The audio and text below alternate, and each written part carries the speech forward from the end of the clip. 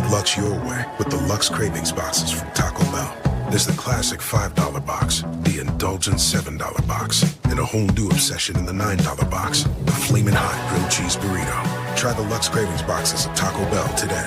Hey Bronco Nation, this is Boise State football wide receiver Ben Ford. I've had to face some setbacks on the field this past season, but toughness isn't about staying down. It's about getting back up. I am proud to represent Lithia Ford of Boise, where you can find the largest selection of Ford trucks that are built tough and, like me, handle the hits and keep pushing forward. Come check out the incredible inventory and competitive pricing at Lithia Ford of Boise. And when you buy here, you're not just getting a truck, you're supporting Boise State athletics and Lithia Ford NIL partnerships. Come see us at Lithia Ford of Boise, where Ford begins in Idaho. Find your sun with Sun Cruiser Vodka Iced Tea. Made with real iced tea and real vodka. Cold, refreshing, and made for moments like these all year long. Let the good times cruise with Sun Cruiser.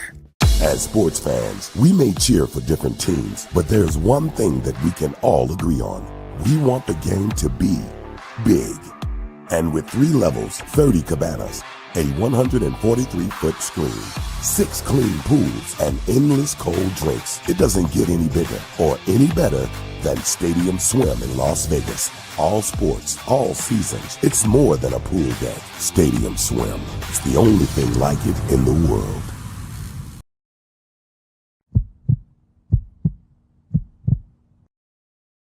The final buzzer has sounded on another night of basketball out west. And it's time to break down the action with Tom Moser on Another Night Out West, presented by Circus Sports. Heading to Las Vegas for a guys' weekend or to watch the Pac-12 or Mountain West basketball tournaments? Make sure to stay at Circa Las Vegas and watch all the action at Stadium Swim, where the sports are on 365 days a year. While you're there, check out the world's largest sports book and make sure to eat at Barry's Prime Steakhouse. Book your reservations today at circalasvegas.com. Another Night Out West features interviews, analysis, opinions, and more from the Pac-12, the Mountain West, the WCC, and beyond.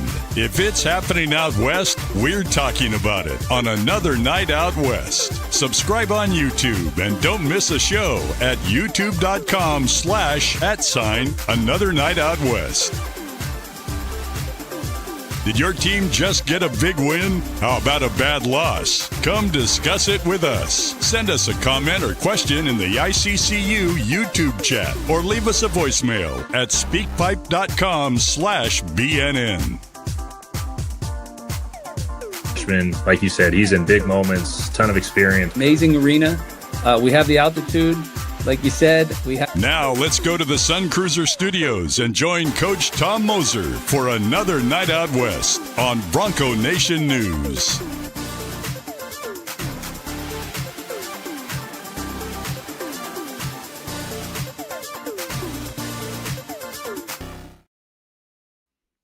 What's up, everybody?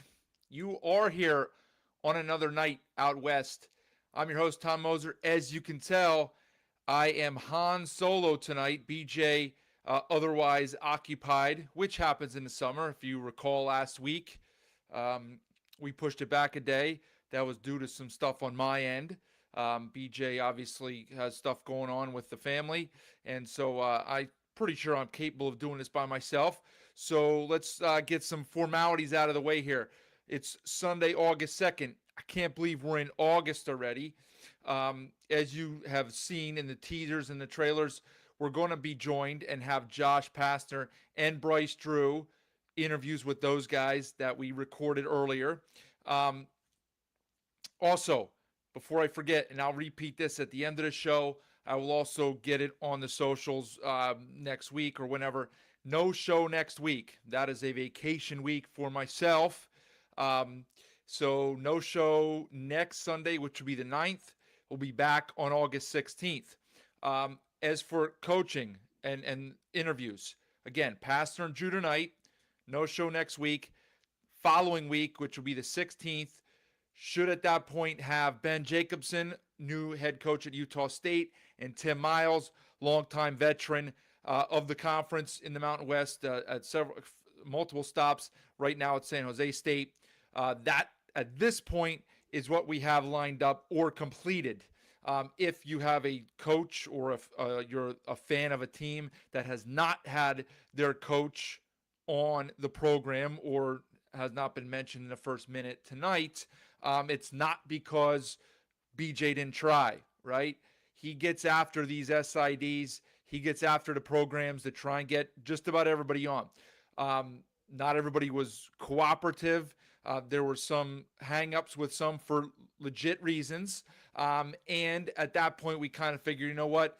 Maybe we'll resume this again in September-ish after school has started. Not that these guys are student athletes, but maybe we'll resume this stuff once the fall semester has started.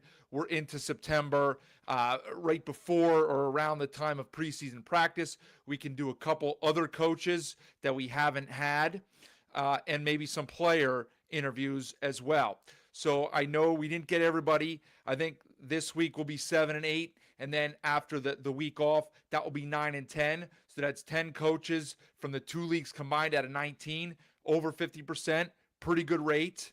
Again, there were some newbies in there that, let's face it, like, there's no relationships yet at this point with UC Davis, with Texas State, with some of the other programs, Washington State, Oregon State. BJ's trying to get in contact with Gonzaga.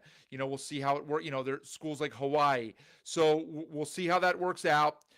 Maybe again in September when we're just getting going and building up towards the season, I guess, if you will. Okay, let's hit the sponsors. Circa. As you see up there in the left-hand corner, BJ talked about it last week, gave a great read on their Survivor contest that will be starting, I guess, in a month when the NFL starts. So get out to Circa. Great time. Well, any time is great to get out there, but certainly right now when the pool's in full swing, the stadium swim, you got the baseball going on, preseason football starting up soon in just a few weeks. We'll have college football starting, and then, of course, the NFL. So you're headed out to Vegas. Get out there and stop there at Stadium Swim, Circa, Sportsbook, all that good stuff. Enter their Circa Survivor contest, pays out millions of dollars, as we've all heard about. Also, Sun Cruiser, and BJ has been telling me I got to have one. So not only do I have my normal prop in here, the one that's been in here for months, I don't even know if that's good to drink. Promised BJ I would crack one open. So we got the iced tea, lemonade iced tea combo here. So I'll crack one. I'll crack this one, have a couple drinks, largely while the interviews are playing. I don't want to insult you guys and take a swig while I'm on camera, but I will while the videos are playing.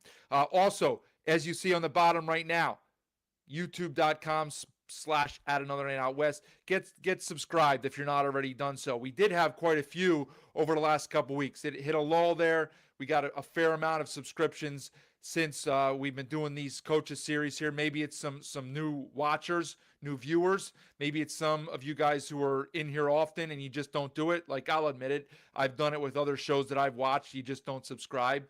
But then I've started to do so when I realize it's just, the click of a button and it helps, right? So if you haven't done so, please do so. That will help me out, help the show out, get some money out of BJ's pocket towards me. So that's a nice little add-on as well. Okay. As far as tonight, before I get to, I guess we have Josh Pastner queued up first and UNLV. The SHIT show that continues to be college athletics just rolls on over the weekend here with all of the lawsuit stuff, right? And this is the kind of stuff that really drives me up the wall. And it's like, man, if I wasn't doing this show, I just like bury my head, wake me up when the season's here in November and December, and I'll find out who's playing and I'll watch it and follow it because I love the sport. Because, man, is it infuriating. Can only imagine how it is for actual coaching staffs. If you've been paying attention on social media, you've seen all the stuff that's going on now. We got these lawsuits coming. We've got injunctions. We've got rulings. We've got lawsuits, all of it, right? And it's like nobody knows what's happening, right? And so a lot of teams have rosters that are filled. And now we're going to have handfuls, not hundreds, but plenty of players eligible who can play and who would get minutes on good teams. Okay. But some teams have full rosters. Some don't. Grand Canyon, for example, has an open spot. I know Colorado State does not have any open spots. Some coaches and teams are probably less likely to make a move and upset the chemistry and the apple cart on their roster. Some coaches are cutthroat and they probably don't care about that, right? Now, I'm not saying anybody within the Mountain West or the Pac-12, right? Like, I totally don't think Ali Farokhmanesh would, push somebody off to bring somebody back, right? Like I talked about last week, like Jevin Muniz, right? He may get another year. He may not want to come back. I don't know. But Ali has a full roster of 15. As a young coach, I don't see Ali saying to one of his freshmen, hey, let's, I'm going to redshirt. I don't even know if people even redshirt anymore. Like, you get 5 years to play. So, like, we don't need red shirts. So I don't think he's going to say, hey, we're going to just put you on, like, what do you do then? Are they a practice? I don't know how that's going to work, right? You're not on the roster this year. Okay. You can practice with us. I don't even know what the rule is where that's concerned. I have to check that out, but so I can bring this guy back. I don't think like Ali would do that. Now, are there some coaches that would? 100%, right? But that's not for everybody. Some of these guys will find spots because, again, they can play. There's been some talk about guys who were drafted that didn't sign contracts because maybe they were drafted in the second round or they signed free agent contracts. They're not going to stick in the NBA so they can come back, right? Now, the other thing is I've seen all kind of like subtweets and other things about it that while one of the judges ruled that they get another year of eligibility, I thought there was something in there that it doesn't apply to NIL, so like they're not eligible for funding. So there's too many unclear parts of this. Too many unclear parts of this, right? And that's why it's frustrating for me, who I kind of view myself as semi-intelligent, in life, but about basketball stuff. And even I can't keep it all straight, right? And so it's very frustrating, okay? Who the hell is going to be eligible? That's what I want to know. Like, the NCAA botched this up to begin with. I do appreciate that at this point, they seem to have developed a backbone and they want to stand up to the people and the agents and the lawsuits and the attorneys and all the stuff that's happening, right? Like, they didn't cave in when the judge gave this year. And they fought back with a message that Rothstein put on social media, on Twitter, that said, hey, we're going to fight this. And then I saw like a circuit judge has been appointed. Now, who knows when it's going to be heard? Who knows how, there's going to be a follow-up suit and an appeal and everything. So it's just like anything else that gets tied up in the courts. It's just going to go on and on and on. And there's going to be an injunction and an overrule and an appeal and a countersuit. And it's all nonsense, right? Now, I saw a couple things today. And again, it's just people talking gibberish and nonsense and throwing opinions out there. But, I've seen this where someone's like, hey, the NCAA then, first of all, I don't understand why what they say doesn't go. I don't understand that. They are the one, now, again, they suck, right? Anybody who follows college sports knows that they suck. It's unfortunate that they're the governing body of college athletics. They've let the horse get so far out of the barn that they're all the way on the other side of the country at this point, okay? So it's a little late in the game for them to finally realize that they messed up and say, oh, all right, let's try and fix this. But, like, better late than never, okay? But, like, they are the governing body. So I don't understand why what they put in place isn't the law. And I saw a couple other people asking that too, like, media people, right? I don't understand that, okay? But, like, apparently it's not good enough, okay? It's not good enough. So, like, where's the end? Where's the end for all this? Where is the end, okay? But anyway, I saw somebody say that, fine, you guys, X team, Y team, B team, you want to take these players that are by the NCAA ruled ineligible, you're ineligible to compete in our NCAA tournament, okay? Now, I'm sure by the letter of the law, they can't exclude teams right? If there's an injunction that says you can take these guys, well, you can't exclude. It's not like they're on probation. You can't exclude them. But the committee could say, we don't deem them worthy, right? Now, obviously, we all know that if it's, and I'm just picking a team. Let's just say I'll take BJ's Kansas team. This is not what's going to happen, but Kansas is going to be a 3 or 4 seed. Everybody knows they're in a tournament and they're not in because they took somebody. Well, obviously, we all know what's happening. So I'm not sure how that would work. But again, those committee members, they're making subjective decisions based off of their eye test and the numbers and all that stuff, who they deemed worthy to be in. Well, they just didn't think Kansas deserved to be in because maybe they didn't think that they should take a player. It's their individual opinion. So I don't understand why they can't do that, right? I'm sure there's some legal loophole in there that would prove me wrong, but I don't understand a lot of this, and it's very frustrating. So I could do a whole hour on this, and I got 2 good interviews to get to, so I'm not going to waste that time. I will show this here. JNR, is Dent an automatic to Gonzaga? I like Pastner and UNLV. They put together a good team. Updates on San Diego State. Here to European players not on campus yet. That is true, JNR. At least one, if not multiple, of the Aztecs were not on campus as of a week or 2 ago. Doesn't mean they won't get there. They're just not here yet. Okay, that is fact. As far as UNLV, we'll hear that in about 2 minutes from Pastner, and then I'll talk about it after the interview. As far as Dent to Gonzaga, that seems to be a lot of the smoke from the sharp minds here on social media, right? All the talking heads seem to think it's a foregone conclusion. I mentioned it last week. It's nothing against Gonzaga. I just think it's like, they gambled, accumulating their roster, trying to stack up with foreign guys, and they lost. They rolled craps. They crapped out. They lost 2 guys that they thought they'd have. And now they're going to get off scot-free because of this ruling here with Dent, right?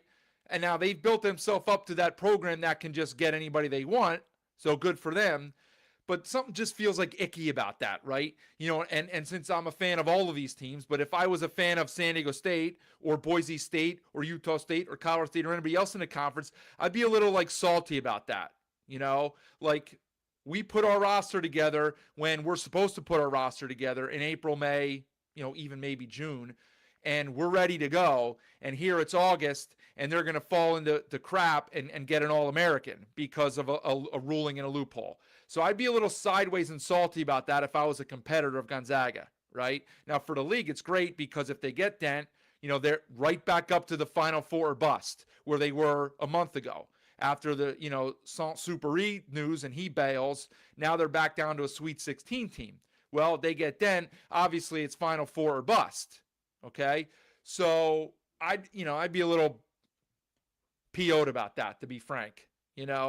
Maybe some are, but again, it's just another repercussion of the way that this system is here. Michael, how good the taste is. You need to cut out some beer. Hold on. I don't drink beer at all. I like your mixers, your cocktails, and your stuff like that. It's a good drink. It's a good drink. They sell them all over the place. Jordan, are you representing my state? Are you in my home state of Delaware, DE?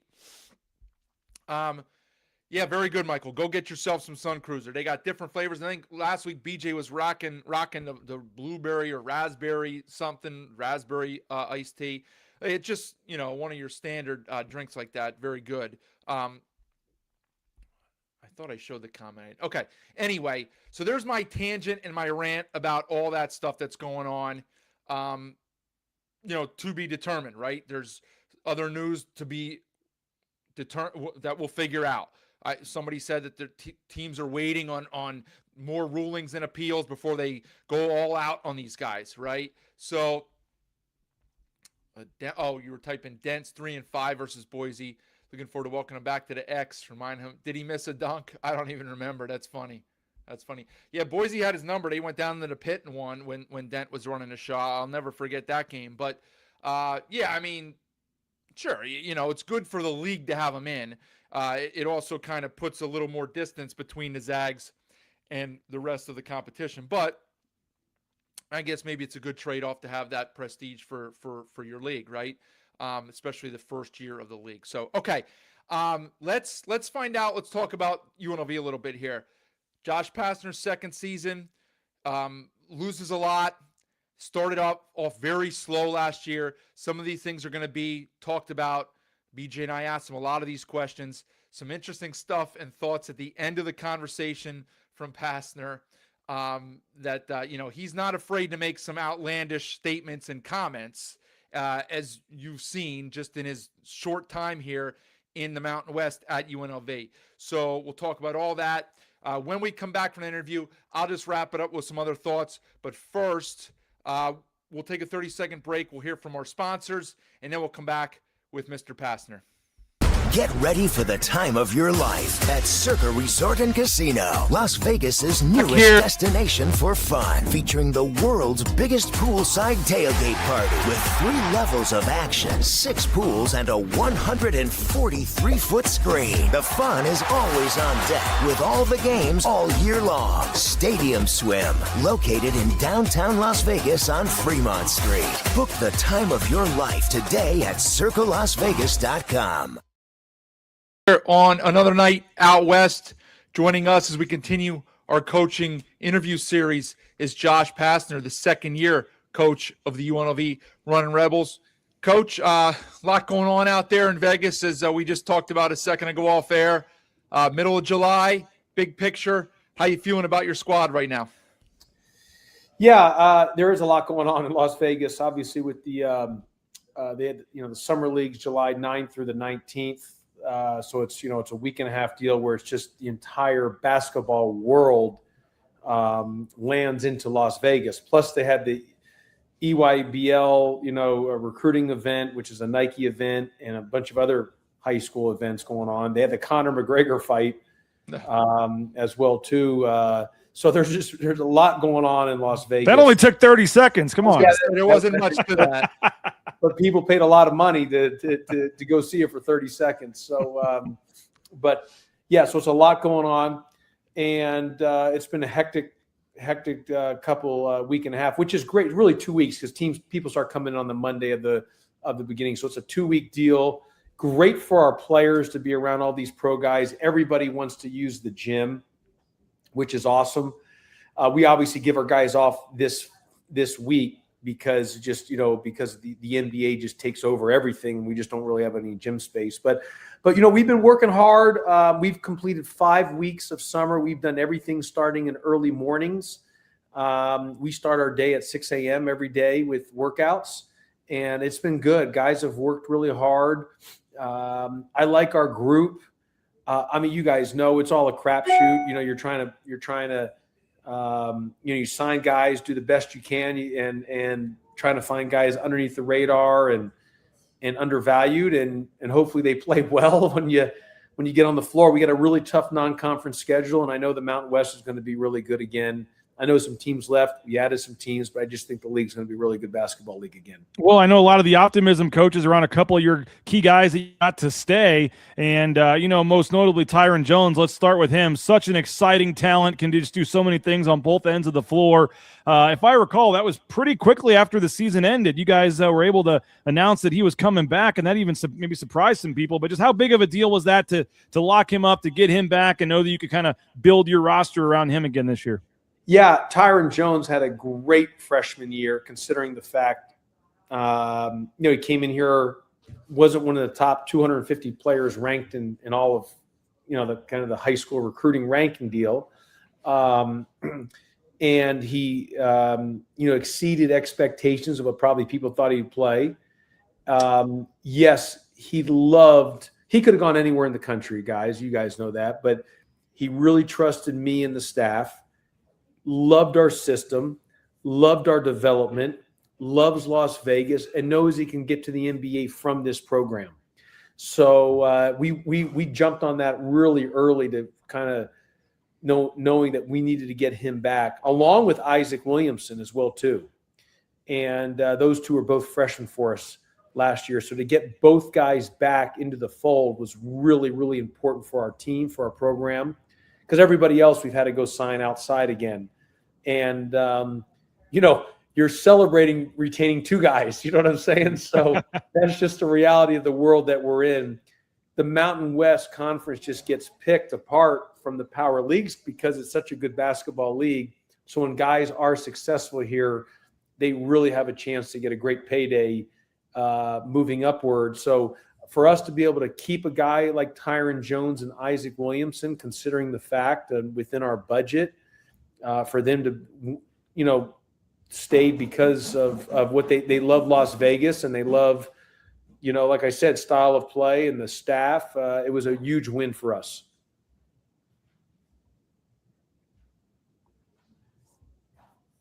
Oh, I thought you were going to go. That was an awkward silence right there. You know what I mean? We got our wires crossed across the country, Coach. Sorry about that. All right. Well, so Coach, you mentioned Isaac Williamson. So I don't know what the right word to use is, but let's face it. You're celebrating the fact that not only do you bring two guys back, but they're only sophomores, but they're your veteran returners. So what have you seen in terms of their leadership, shepherding these new guys that you brought in? How have they kind of handled that as like all of a sudden now they're the go-to guys within the program?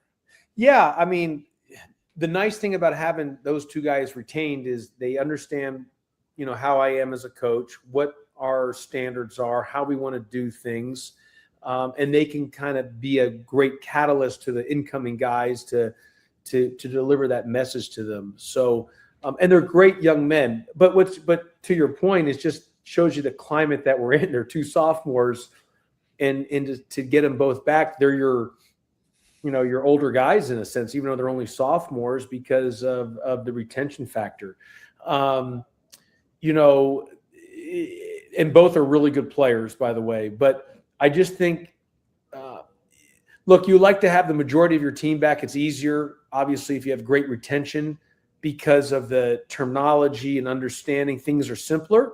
But I just don't think it's reality in this day and age. When I came here and I took over, I had to sign a brand new team. Everybody was in the portal when I took the job. And this past season, like I said, out of our 15 guys, 2 stayed. And the following year, could it be the same thing? Yeah. I mean, that's just part of the business that we're in. So it's just something that we've got to continue to attack. We've got to make great strides this season. I mean, I thought we did some really good things last year. We talked about this. We had some really good wins. We struggled in November. Not too many teams in the Mountain West Conference could lose your starting point guard and starting center, which we did to injury, and not just completely fall off a cliff. We were able to survive and finish the year the right way, considering our injury thing or the injury bug that we had. So it's important for us this year to take the next step, the next jump. I really believe this, that if we had those two guys, our starting point guard and starting center, we would have been competing for the top of the league to possibly play in the NCAA tournament. But you guys know this, that's not an excuse. Injuries are part of the game. I mean, that's just part of it. It was just me being on what we projected and forecasted on that. And, in football, if you misevaluate in this portal, and or you have an injury or two in football, you can overcome it because you have so many guys. Maybe the quarterback is the one area, but in basketball, if you misevaluate one guy or you have an injury, one or two guys, you can literally fall off the cliff, and it can just crush your team for that season. Because everything's about budget and how do you budget the program with your resources that you have for NIL to pay the players. And so we were fortunate last year that we were able to sustain and not fall off the cliff. Big thing for us this year is I like who we signed, but we got to stay healthy and got to get to the floor. And I think any team, any coach you would ask, that's a big thing for us. But it starts with those two guys, Tyron Jones and Isaac Williamson. They need to have great sophomore seasons, which will help us make a jump going into our second year here at UNLV. So let's focus on a couple of those newcomers because you brought a bunch in. A couple of the guys are pretty talented, just like last year. A little bit of an injury issue with a couple of them, guys like Tyler Harris, guys like the young man you brought in, Sebastian Mack. But I want to focus on a couple of the, I guess, freshmen, if you will. A lot of buzz about Jackson Kiss and Suttle, the young man from Georgia. Is Kiss on campus right now? So we have Jackson Kiss and Coda Suttle on campus. So here's where we're at with our roster. And Jackson Kiss is going to be a really good player. I mean, he's got a great upside. He signed with Iowa State. Some things didn't work out at Iowa State, and we were able to get him on the back end, kind of one of those things where you just right place, right time. Obviously, if you're good enough to go play at Iowa State, you're a pretty good player. Absolutely. Jay Otzelberger's done such an incredible job there. And then Coda Suttle's a really good freshman guard. He's got to shoot the ball better. That's something that we're working on, but he's a tough, hard-nosed guard that just that's just a competitive. He's a competitive warrior. But you're right. We talked about Tyler Harris, who started at Portland, then went to Washington, and then went to Vanderbilt. Unfortunately, in one of our practices, he ended up on a non-contact pivoting, turned and ended up having a tear on his MCL. Thankfully, it was just his MCL. So he's out. He had to get surgery, but he'll be back in the fall before we play our first game. But after that, I'm like, no more contact. Yeah. We just can't. I don't know. Like, we just got. I mean, look, basketball is a contact sport, and you have to do contact. But I'm like, this summer we're just focusing on conditioning, weightlifting, and we're going to do just tons of shooting and skill development, and we'll get to our contact in the fall. What does that mean? I don't know. But after with Tyler Harris, like, we've got to get it. Because of what happened last year, we got to get to the floor and get health and stay healthy and being available. But Tyler Harris prior to the injury was really good. I mean, he looked great, like really good. So hopefully he can come back stronger and better than he previously was with the injury. And so we have everyone on campus. Right now we have 12 scholarship players on campus. We signed Alan Breed, who we are waiting word from the NCAA on his waiver. He started at Providence, was at McNeese State, and then NC State. He's not getting an injunction with a judge thing. It's a traditional waiver from the NC2A. So if he says if the waiver goes through, we could get word today or next week or 3, we don't know. I mean, it's just you're at the mercy of the NCAA. But if he gets cleared, that would give us scholarship 13. And our athletic director is giving me 14 scholarships this year.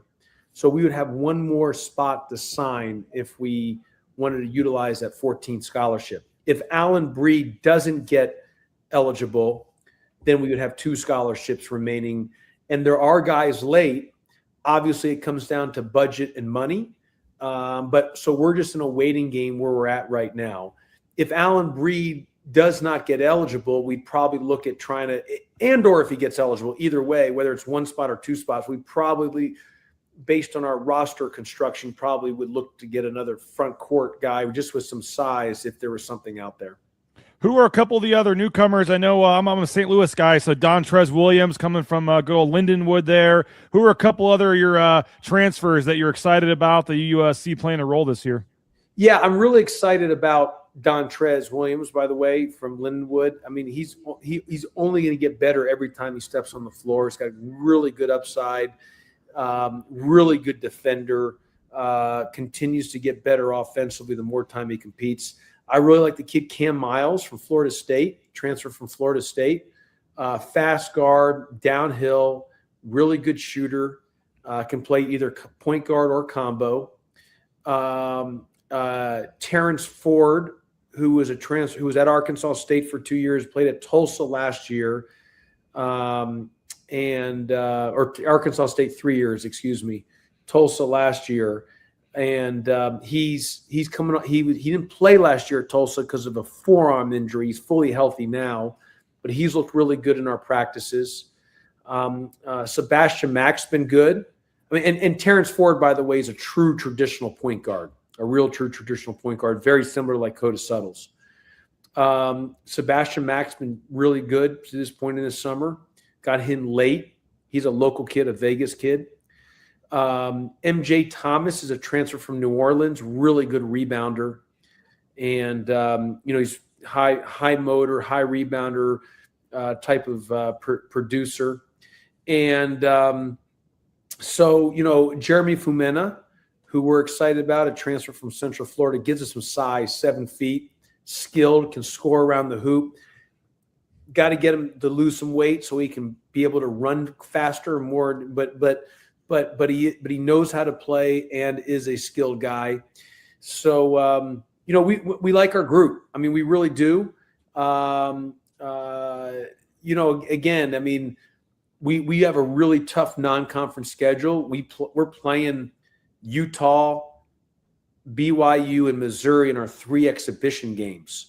So this year you're allowed 3 exhibition games. So those 3 teams will give us a good test of where we're at before we enter November. Part of, as I mentioned earlier, we weren't great in November last year. We were a little up and down because of the injuries and trying to figure our team out. So this will challenge us. But then, you get right into the heat of the schedule of the non-conference, and it's going to be a tough deal. So, but to this point, we've had a good summer. Well, Coach, before we get you out of here, it's funny. You can tell that you've worked in media in between some of your coaching spots here, because it's as if you knew what I was going to ask you, because the fans there in Vegas starred for an NCAA tournament bid. You guys got to the second round of the NIT last year, and you spoke to it about halfway through the interview here. Last year, you really kind of struggled in a non-conference in November. Part of that was due to having to adjust your lineup with the injuries that you had and guys playing out of position. You got a whole new roster here. What changes do you make? How do you try to prevent that from happening? So you got, difficult schedule aside, nobody's expecting you to go beat Kansas the first night of the Players Era. If you do, that's fantastic. But how can you avoid some of those pitfalls that UNLV's been known for in the last few years, so you guys are in a better place when the net comes out in January and we start looking at bubble stuff come February? How do you make sure it's a different November for you guys this year? Well, let me say this. You're right about the NCAA tournament. I mean, they're starving for it here. Like, if we can just get over the hump and get to the tournament, it would open the floodgates here at UNLV. They're starving for it. And I recognize that. And that's why it's a complete obsession of mine of how do we get back to the tournament. And it's critical. So we need to make a jump from last year to this year. And even though there's good things we did last year, we need to be better next year. Now, let me just hit on a few things about the tournament schedule, all that stuff. Okay. Number one, they've added 8 teams to the NCAA tournament. Okay. I don't know if that's going to add extra teams from the Mountain West Conference. If you're asking me, and I was, as you mentioned, I was in media and I did the tournament and I was around the selection committee and I was around the TV people.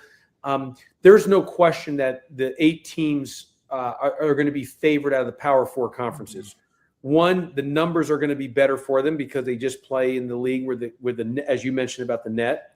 2 is just because of it, TV. If there's an equal thing, they're probably going to pick a Power 4. It's just the reality of it. And 3, the Pac-12 will probably take a bid or 2 from the Mountain West. And I know last year the Mountain West has normally been a multi-bid league. Last year was a 1-bid league, but with the Pac-12 forming, you're probably that extra bid will probably come to the Pac-12. In my personal opinion, that doesn't mean anyone's better or not or anything like that. It's just the way things could be set up that way. But let me also talk about scheduling, and I've told this to the conference office, and I know people might disagree with me about this. So, it's an interesting dynamic because net rankings matter. Obviously, the rankings and the WOB, the wins against the bubble teams now and all this stuff. The issue is the Quad 4 games. Quad 4 teams, and as you mentioned, that we lost a couple. We had some great wins, and if we probably didn't lose some of those Quad 4 games, we might have been on the bubble because we had great wins. At Stanford, Memphis, at Utah State, at Memphis. I mean, we had great at Boise State. We had great wins. But what happens is those Quad 4 games, you can lose. Things can happen, and it's no longer like back in the day when you just overwhelm teams. The parity amongst college basketball teams now, unless you're one of those schools that are paying double-digit money, 10, 12, 14, 16, everything. Unless you're in one of those leagues, everybody else is sort of kind of in the same world, in a sense. And there's not that much separation. Yeah, a team might have a little more money, but it's not that separation in the non-Power 4. So if you drop a Quad 4 game, it doesn't only hurt your team in your net ranking, it hurts the league. Mm-hmm. I have said this. There's 3 things. either play more conference games so there's less opportunity in non-conference. Hear me out. I used to say this in the ACC. They thought I was crazy. I used to tell them they should play every game should be a conference game, like literally play everything a conference game, because that takes out any of the issues of a quad 4. Because what you do in November, guys, is baked. It's so important what you do in November. It's baked in. And we're starting over. We don't know our team. So how do you talk about how do you avoid the pitfalls? Well, I went out and scheduled Utah, Missouri, and BYU in the exhibition so we can get exposed on some things that we might need to get exposed on to be better in November, because what you do in November bakes you in for the remainder of the year. Mm-hmm. November is so important in college basketball. People don't understand that. They just get tuned in into January and you think, no, it's November. So that all being said, as I said, either play more conference games so there's less opportunity in non-conference, okay? And or play more teams. Instead of playing quad 4, what about playing more Division 2s? Well, you're saying, well, what does that do? Way less expensive on the budget. 2, if there's a issue where you have a slip up or 2, it does not have anything to do with the net rankings. You don't get, there's nothing factored in on it. Boise State knows all about that. Well, but you get, but you get the win or you get the loss, but it doesn't affect you ranking wise. And the only other thing is to say is to literally play just play a bunch of high major teams. Mm-hmm. Don't even put yourself, because it's all really about it's if you have a loss against a quad 4, quad 3, and I'm just telling you, it's the parity amongst the Mountain West Conference and the Big West let's just say you're playing a bye game. It's not that this isn't like Duke playing the Big West. It's and so you're talking about your it's a tilt here or there. It's such a small spread. And so anything. But a lot of those games too, Coach, like even a win could hurt you if you don't win by 20 or whatever. That's the other thing. If you have a close game, you get a win, it hurt. So that's what I'm trying to say is we almost have to manipulate the numbers and be thinking different.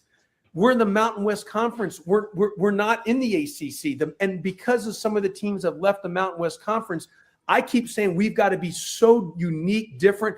We've got to even our in-game entertainment in the Mountain West Conference to continue to draw fans. We've got to be different. Everything we got to be doing is thinking outside the box to how do we get multiple teams in the NCAA tournament.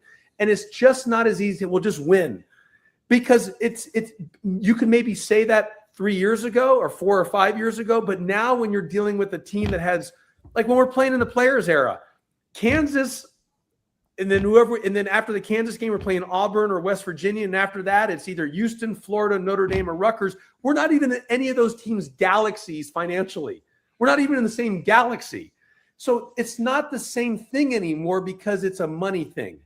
And so how can the Mountain West be different, get more teams in?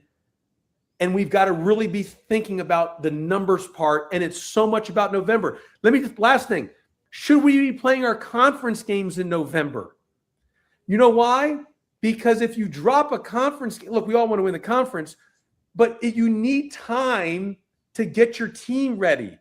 And so if you drop things in November while you're trying to figure out your team, I'm telling you that November is the most important month of non-conference games. And so I'm happy they allowed us one extra exhibition game this year at the NCAA. They allow us 3. I've tried to say they should allow us 5. We need more games so we can figure our team out, because everyone in the Mountain West Conference literally has a brand new team. And that's just the reality of it, where we're at. Yeah, well, we could talk about that for hours, Coach. By the way, Kansas may have one player that makes more than your whole roster does. When you talk about that, probably, and yeah. You know what, and that's okay. That's the world that we're in of college basketball right now. Sure, and that's just how it is, and that's why you've got to try to get them raise money and try to get the best. You still got to evaluate and find under radar guys, as I've mentioned many times. But it's just an interesting dynamic in the current climate of college hoops. Well, final thing, real quick, Coach. We appreciate your time. I'm wearing my Circa Sports hat, by the way. I love Vegas. I got my Circa hat on here. Derek Stevens, great guy down there. But you touched on it earlier. But just to wrap this whole thing up, what I know you said they're starving for the tournament. I mean, is it tournament or bust, or how do you look at like what constitutes a successful season here in year 2 for you down there at UNLV? Well, if you ask a lot of the fans, they might say Final Four or bust. You know what I mean? So it depends on who you ask. But and I've told them I'm all for the final. We can get to the Final Four. We just need to let's go get the Stacey Augmans, the Larry Johnson. However, I need that $10 million check. You know what I mean? Like someone's got to write me the check. I mean, that's to go get that. That all being said, I don't think it's tournament or bust. I think what we need to do, and you guys know this. I mean, we're in sports. I mean, I'm going to do everything I can. Every waking obsession. I'm obsessed with trying to get us to the tournament. But there's some things out of your control. You got to stay healthy and you got to make shots. And you're relying on 18 to 23-year-olds in a sense to put the ball in the basket. What I think is important for us is, and I think we need to be playing meaningful games in February and March. What does that mean? What does meaningful games mean? Either you're either on the bubble trying to get an at-large, or you're competing for a Mountain West regular season championship. Doesn't mean you're winning it or going to be at large, but you've got to be in the conversation somehow, some way of both the Mountain West regular season conference championship or like if they're naming a list of bubble teams. Either way, you just need to be playing I think that's really important, playing meaningful games into the later part of the season. I think if we could do that, that would be deemed a successful season. And then from there, obviously the ultimates get to the tournament. But I think that's our step right now is we need to be playing meaningful games late in the year. And if you guys know this, UNLV hasn't won the regular season Mountain West Conference, I don't think ever, if I'm not mistaken. I could be wrong on that, but I think that's an accurate stat. They've never won the regular season Mountain West Conference championship. Well, Coach, from listening to you, the pieces are in place. You got the extra start here with some exhibition games against good quality competition. Hey, I just want to know this with the Circa hat on, with this, and Derek's. I mean, you've obviously maybe gambled over it. Have you won some money? Can you donate to our NIL? I mean, that's where. I got Derek Stevens' number. You said you love Vegas. I mean, can you? I'm sure you've won it at some of the tables. Can you donate to our NIL? But you want us to get to the tournament. Those courtside seats there are pretty nice. Those courtside seats are pretty nice down there, Coach. I've seen them. Yeah, they're. I mean, we could talk to Derek Stevens. I'm sure you have his cell number too. We can see what we can do here. But you would think of all the places you should have some folks you can help raise that budget a little bit. Yeah, as much as BJ carries some weight, I think there's some people in Vegas who are a little bit more VIP than BJ. So we'll have to see if we can make some connections there. But listen, Coach, we really appreciate your time. Once you get some of those big non-con wins in November, we look forward to having you back here on a night episode of Another Night Out West. In the meantime, good luck with the workouts. Keep everybody healthy and enjoy the rest of your summer. Thanks for all the coverage for the Mountain West Conference too. We don't. A guy like myself doesn't take it for granted. We need as much exposure as we can get in our league. Appreciate you saying that, Coach. Take it easy. We'll talk soon.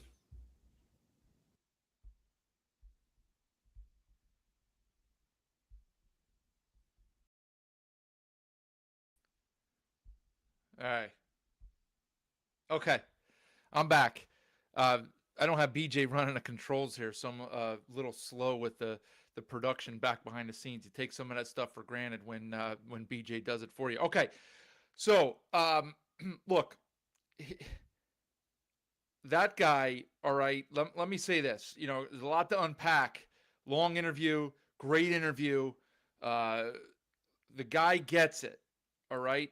I was critical at times last season of some of their end of game executions and strategies, right? If you remember, if you watched, if you were paying attention, some of the way that they closed games out or did not close games out, specifically, not fouling 3-point shooters a couple times, and it cost them a game, I think, and it cost them the Boise game. They went to overtime and then won anyway, but shouldn't have had to.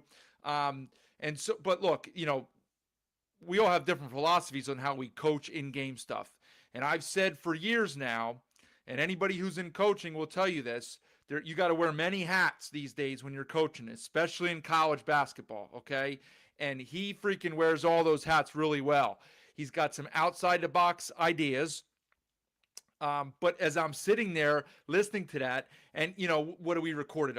Probably 2 weeks ago, I'm one of the two who did the interview, so I remember some of it. I don't remember all of it, but as I'm sitting there like nodding along with half of his stuff because I'm like agreeing with it, even though I've already heard it. Like, he gets it. He understands what's necessary, and that you do got to think outside the box in a conference like the Mountain West right now. He's got good ideas. Right after we interviewed Coach Pastner, BJ and I, a few days later, he said how basically the program was for sale for like a private investor. Now, he kind of probably got a little bit of pushback from the university on that, because he then came out with like a retraction saying, I wouldn't really mean that. I was just kind of, but you heard him say it right there. He's kind of needling BJ a little bit. Hey, his point being, we need the funds. Like, he's a sales guy. He can sell the program. How did he get a guy like Tyron Jones to say when Jones could have went anywhere, right? So he gets it. We'll see if it translates into a better season.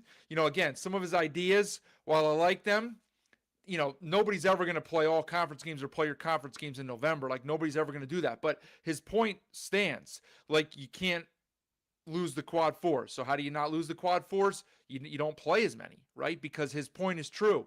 Unless you're Duke or one of those top 15 or 20 teams that's way up here, like, the margin of the difference there isn't wide enough to guarantee you don't lose that game, right? And it's happened to Boise last year, happened to UNLV, happened to Grand Canyon, happened to several other schools, okay?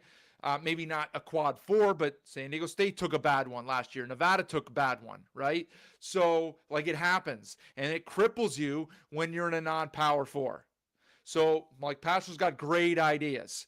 Like, again, none of those, I wouldn't say none, but most of those are not going to come to fruition, but he's got good ideas. He understands, like, what's going on.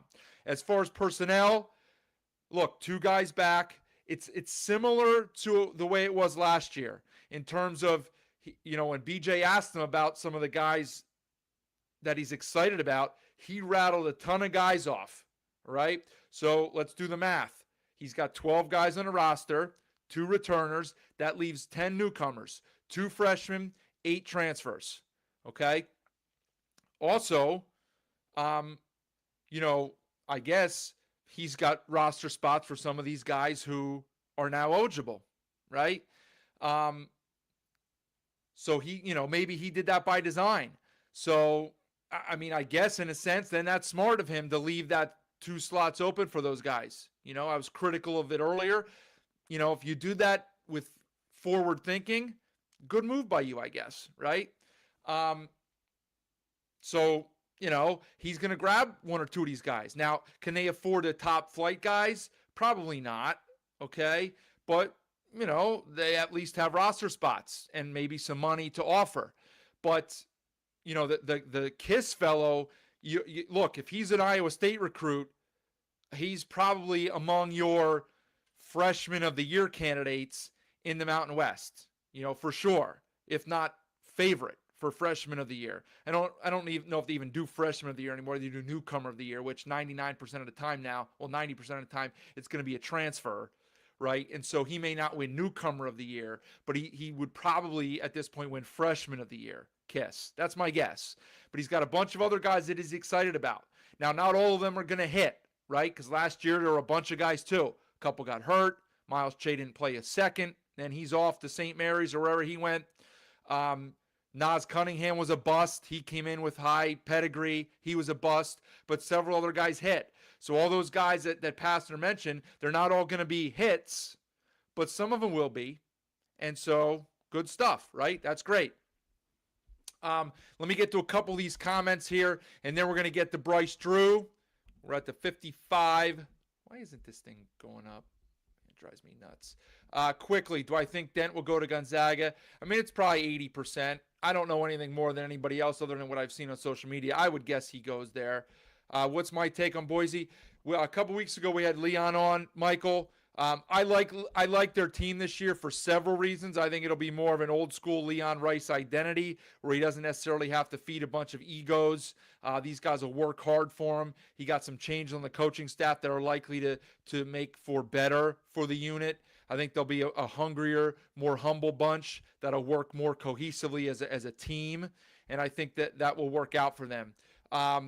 Jay, great interview. Josh, the team going the right direction. Fun to watch and listen to. Definitely. Great coach, Aztec fan. I think you guys play this year, San Diego State, UNLV. I mean, we didn't even talk about the non-con. He was so great just going on about, whatever, that we couldn't even squeeze all the things in we wanted to talk to him about. Ice wanted to know his thoughts on teams in the conference. Like, he had so many good thoughts, and that was almost 30 minutes. We tell the coaches 15 or 20.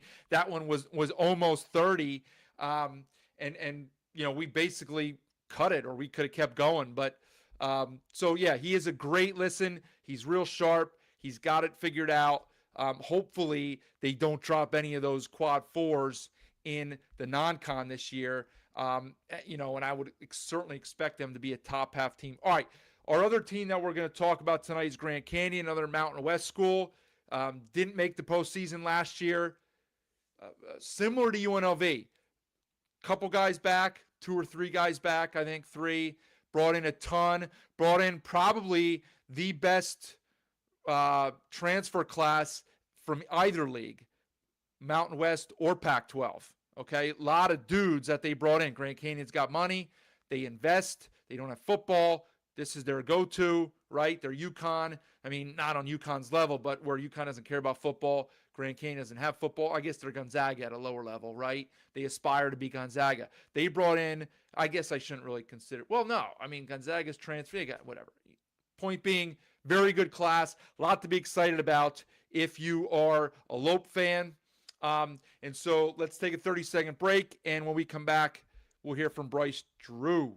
Get ready for the time of your life at Circa Resort and Casino, Las Vegas's newest destination for fun, featuring the world's biggest poolside tailgate party with 3 levels of action, 6 pools, and a 143-foot screen. The fun is always on deck with all the games all year long. Stadium Swim, located in downtown Las Vegas on Fremont Street. Book the time of your life today at circalasvegas.com.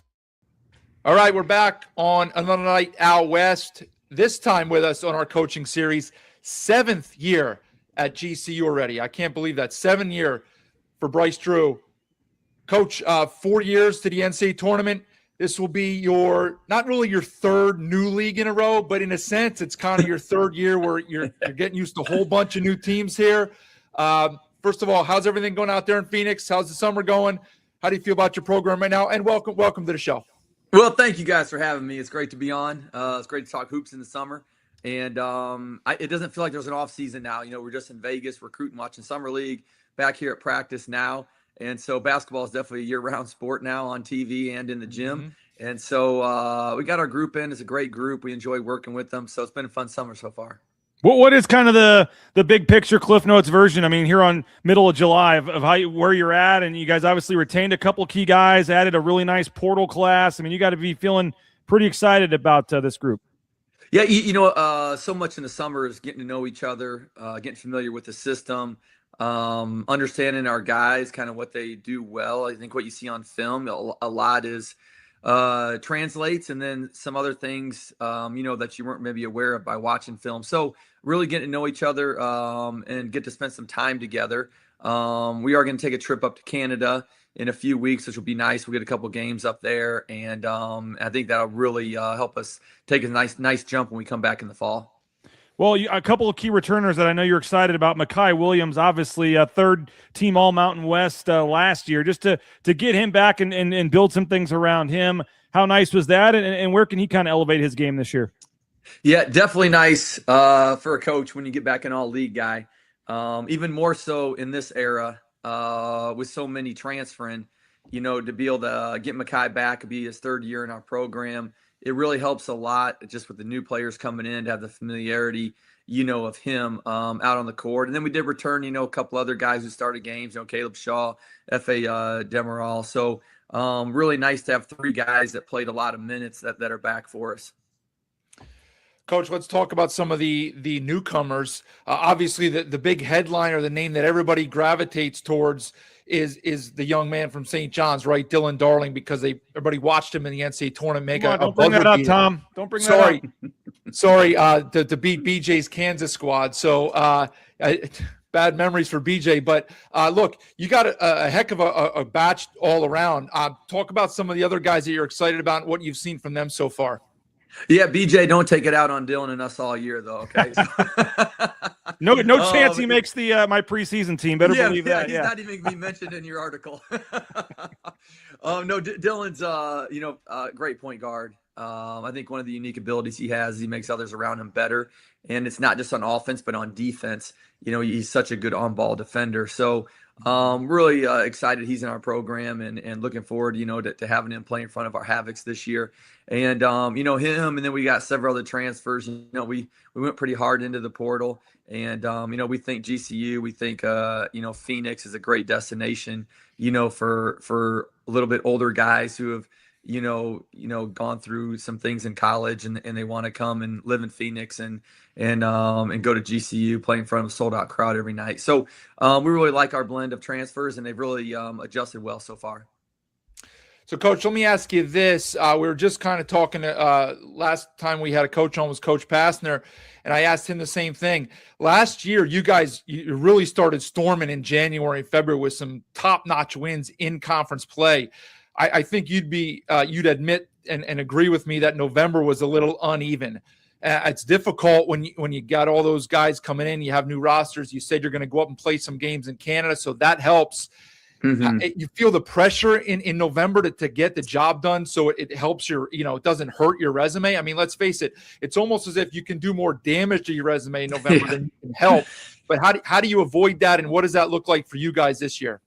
Yeah, it's a great observation, about the upcoming November, just how important that is, especially, in the Mountain West. You just can't drop games that, you need to win, to help you when March comes. And so, unfortunately, us UNLV were two of the teams that, we wish there were a couple games we could have had back that could have really changed the trajectory of how, some things went, in March.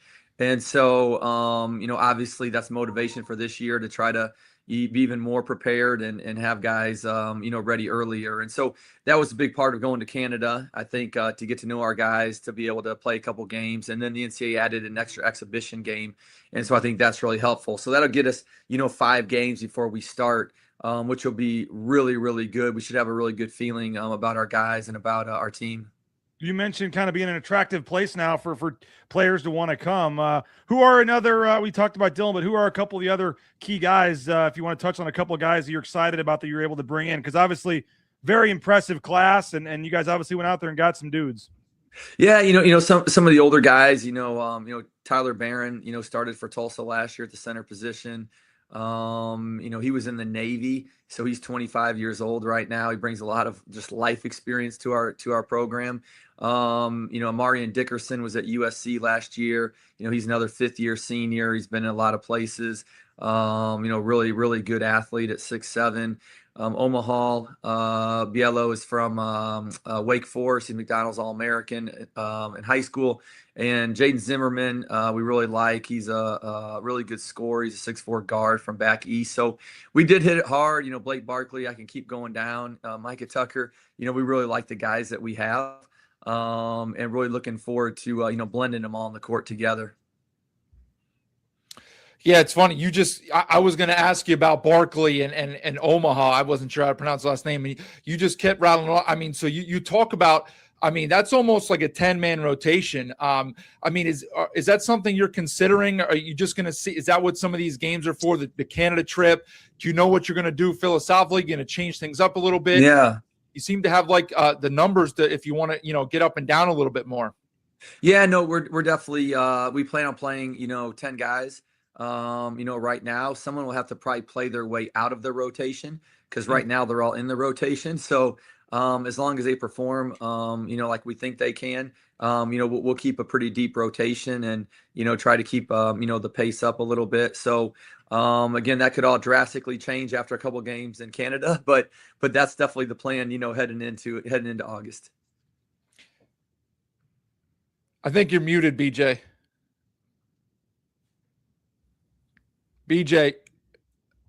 You're I muted. myself. There you go. That's great, Tom. $5 to the pot. Sorry about that, Coach. Bryce Drew, our guest, and Grand Canyon head coach. And I know that he joked about new league again, but obviously some new teams left, some more new teams coming in. How'd that go last year? What'd you make of just coming into the league, and now what do you make again here with it changing a little bit again? Yeah, really good league. It's been top 6 in the country for years. And, I think one of the biggest observation is, your road games, they're true road games with, really good environments. And then you add the next layer, which is altitude, and a lot of them, makes it even more difficult. So, as far as road games, I would say it's as hard as anywhere in the country, going all the places you have to go when you put all those factors in. And, it is strange. And we just came and we kind of got starting to get a rhythm for the teams we're playing, traveling, and all of a sudden it's going to take another shift. And, we're adding some really good members, I think some really good locations to go. And, it's a good league, and we hope it's going to stay, a top 6 league in the country. So, you mentioned schedule. I have one more for you, Coach. Let's talk non-con a little bit here. I haven't seen a ton. I know you guys are in the Acrisure, and there seems to be a lot of debate about who you're going to get. I guess it's not completely formalized yet. Mm-hmm. I think the talk is you probably will play St. Louis because you've played them the last 2 years home and away. So this will kind of be the neutral site rubber match. And then there's a bunch of teams that you might get for your second game there. I know last year you guys played Oklahoma State, and maybe that was the Colangelo game. Who else do you have? Is there anything else announced yet for your non-con, or do you have a couple that are not yet announced that or maybe you can spill it here, or maybe that tease it what's coming up later? Yeah, we're still finalizing some things. Obviously the Acrisure, you pretty much worded that better than I probably could. And so we feel like it's going to be St. Louis, but things have shifted late, depending on TV and different things that happen there. So but we know we're going to get 2 really good games out there, probably quad 1 games in Palm Springs, which is great. We started a home and home with Santa Clara, which, they were an at-large team last year. So we feel that's another, potential quad 1 game.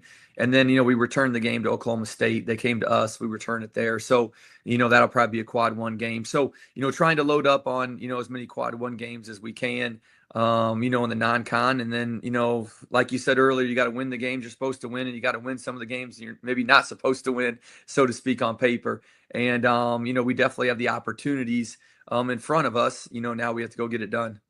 All right, Coach. I covered Boise State, so I was out there last year for the Boise State game. My first chance to see the atmosphere and stuff there. If you don't mind, I'm just going to play about a 30-second video of what I encountered there. And you don't even see this because you're in the locker room. But just for our viewers here, I'd like to play about 30 seconds of this and then get your thoughts on this.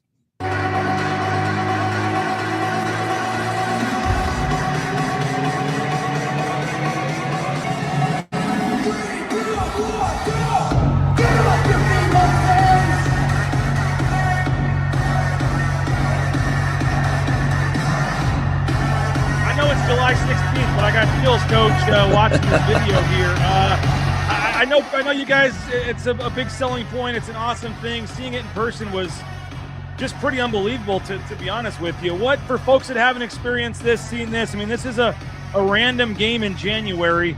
I know it's like this every single night. What's it like to coach there? How big of an advantage of that is that? And just how cool is it that night after night you get the students to buy in the way they have? Yeah, it never gets old. Again, I've seen it for years, on videos, and like you said, you still get chills watching it. As an athlete, I think it definitely motivates our players to want to perform well. It does the opposing teams too, though, a lot. But I think the best part of the crowd is just the continuous energy, as the game goes on, and when we need momentum from them, we need energy from them, they'll give it to us in that second half. And so awesome home environment. I don't take it for granted. Very thankful, when I get to go coach in front of all those fans. I mean, yeah, it was like that the entire night. It was seeing them run in before the game. I mean, it was pretty special and pretty cool. And I can see why. I mean, you guys have obviously earned it with the play on the court, but it's pretty cool to have that. And did that make it any easier going to the pit or going to some of these places and these other crazy atmospheres that you guys encountered last year? Just because I know they're not on your side, but it's not like that was the first time they've played in a sellout atmosphere or whatever. Yeah, I definitely think it helps. And, it's, when we get transfers in, it doesn't matter where they come from. There's almost like a little bit of a learning curve to play in front of our crowd, just because there's so much energy in the building, especially, at the start of season, start of games. And so it does sometimes it takes some guys a while to make shots in our gym, just because they feel so much energy with the crowd behind them. And so when you do go to the pit and other places, obviously it's a totally different vibe because they're cheering against you. But again, our league has really good fan bases, really good crowds. Again, I don't think everyone around the country's, quite aware if they would come play in our gym or play at the pit, they're not going to find better crowds anywhere in the country than what our league has. Well, final question, Coach. We really appreciate your time. What I know, obviously, you'd had that nice streak there of making the tournament. You move up, last year, and maybe didn't have you had a solid season, but maybe not quite, to the level you're accustomed to being recently. How do you kind of look at with this league and what you're doing schedule-wise, and everybody you brought back and brought in? I mean, what's a successful season look like this year for you guys? Well, obviously, you want to win the conference championship. You want to go to the NCAA tournament in advance, and a lot has to go your way, health, breaks in games, good matchups, a lot of things. And so we're trying to control what we can and get better every day, try to get our guys ready so they're united and feel like they have a great chemistry together on the court and off. And hopefully we'll be able to put our best foot forward, when season starts in November. Well, Coach, you were gracious enough after one of your big wins last year to join us here on the show after one of those nights. So we look forward to that taking place again this year. Best of luck to you. Thanks for joining us here. And we'll talk soon. Enjoy the rest of your summer. Get those guys working out, keep them healthy, and we'll catch up soon. Awesome, and we'd love to do one of your podcasts from the Havocs. Right. Oh, we got to get Tom. We got to get you down there, man. If you want to do it, let's make it happen next year. Well, there's worse places to travel. I will say that. So we're going to try to get Tom to if they do a basketball media day, we'll try to start with that and do some in-person interviews, and then we got to get Tom there to see a game for sure. Love it. I'll put it on the list. All right, Coach Drew, thanks for joining us so much, and we'll talk again. See you guys. Thanks. See ya.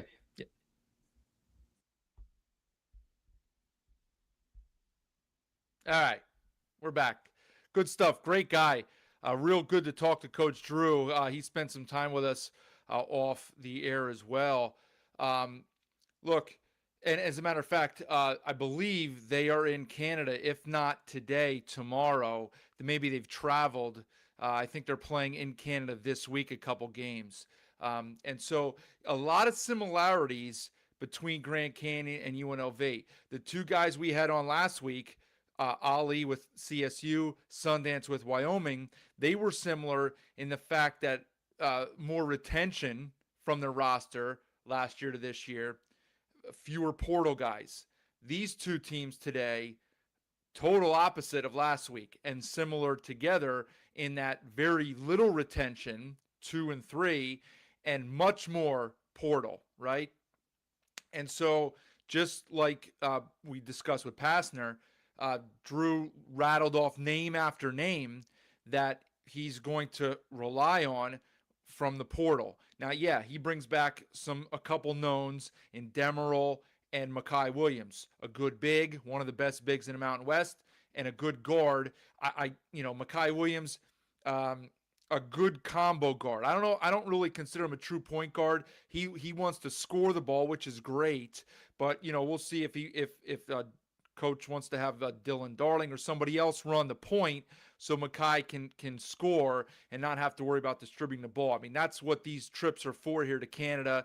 They both mentioned the new rule about getting 3 exhibitions, and they seem to have scheduled aggressively in those exhibitions, as Coach Pastner said, specifically to expose the flaws that we don't want exposed on November 10th in a home game as a 12-point favorite that we lose to a quad 4 opponent, right? So let's get those warts exposed in October against a Big 12 or SEC team that's very good, and so we can fix it in practice, okay? They both talked about that.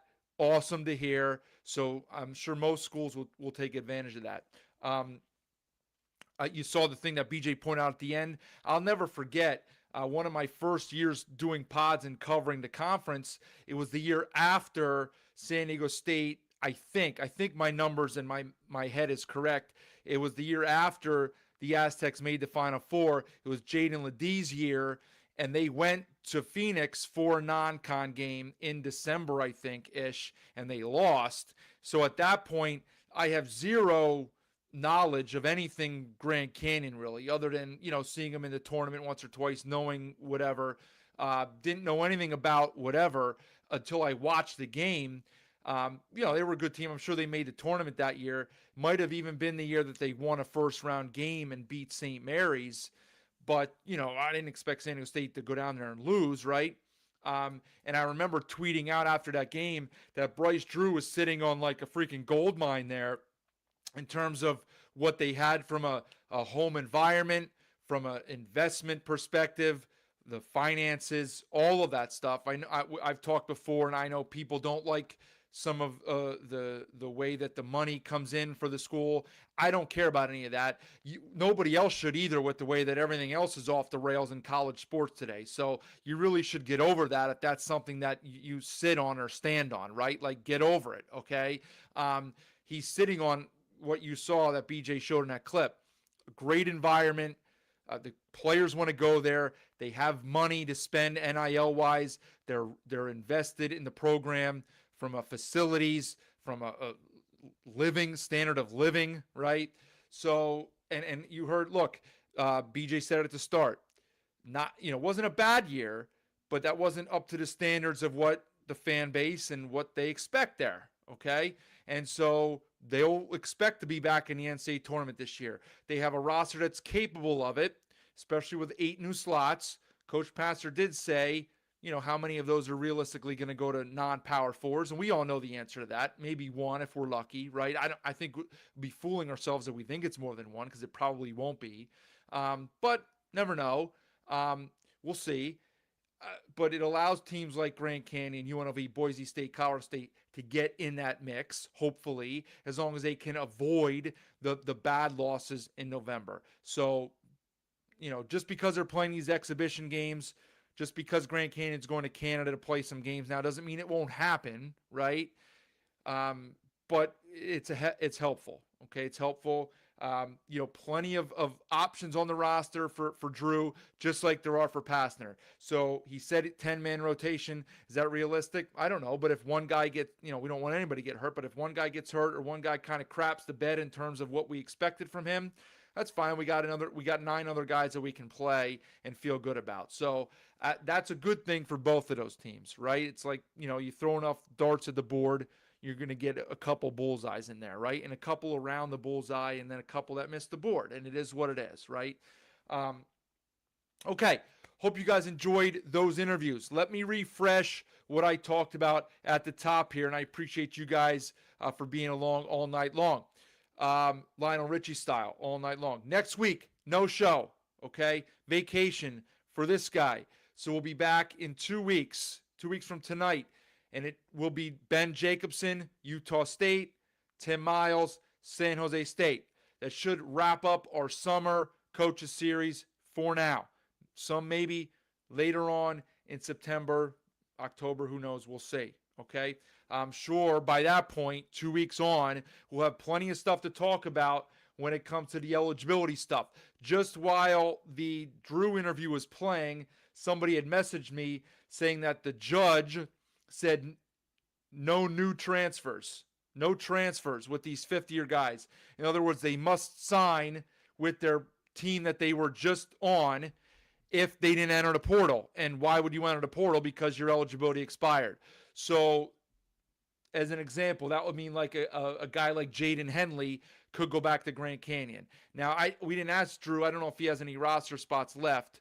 A guy like Kamani Hamilton could go back to UNLV. Now, I'm not saying these programs want these guys, but if you're going to go back and play, you have to go to the the team that you were on last year. I'd actually be fine with that because I don't like all the hopping around from team to team, where you're playing at 4 schools in 4 years. I'm harshly against that, right? Like, I think you should get one transfer for free. I came around to that. I'm from the old school where I don't, you should sit out a year if you want to transfer. But I get it. Come around to that. You get a free transfer. Fine. Beyond that, no, you got to sit out a year. Okay? I don't know why they couldn't have done that. You transfer, you get one free transfer. You transfer a second time, you sit out a year. I don't care what extenuating circumstances there are, because it all comes back to you doing it for basketball-related reasons, okay? This is not minor league basketball. Until they want to define it as minor league basketball, you sit out a year once you transfer a second time. I don't care who you are. I don't care what program you're going to. I don't care what you say the reason is, okay? That will be my rule. When you make me commissioner, that's the rule. Since I'm not commissioner, that's not the rule. These guys go wherever the hell they want. They play at 4 schools in 4 years, and it's nonsense. So I like this. If this is what the judge is saying for these fifth-year guys, you got to go back where you came. Okay, good. I like that. I like some kind of rules. I don't like lawlessness. This isn't 1877 in Arizona. This isn't Tombstone, right? There's laws around here that we should follow. Okay? All right, I said no more soapbox and tangent and rants, and then I just got on another one. Anyway, as I was saying, I'm sure in 2 weeks we'll have plenty to report about all of that nonsense that I've missed over this 2 weeks. So stay tuned, okay? Let me thank the sponsors one more time. I finished the old Sun Cruiser. Good stuff. Thank them for being along for the ride and providing good beverage. Also in the top left, Circa Sports. Go visit them when you head out to Vegas. In August, September, whenever you're going out there. Stadium swim, they'll be going still in September. Great weather out there in Vegas. I used to go out there in September. Certainly pool weather. Football season coming up. Whatever else you need out there, go hit up Stadium Swim, Circa Sports. Subscribe. Let's get a few more subscriptions before I'm back in 2 weeks at Another Night Out West on YouTube. Thank all of you for being here for this one. Man, here I thought I was going to go a little shorter without BJ along, and I still went for an hour and 20. I had to get my thoughts in before the off week. Next week, it's my bye week, right? It's my bye week. So I'll enjoy some beach time. Hope you guys enjoy the first half of your August, and then we'll see you back here in 2 weeks on August 16th. Thanks for being here on Another Night Out West, and we'll catch you guys next time. See ya.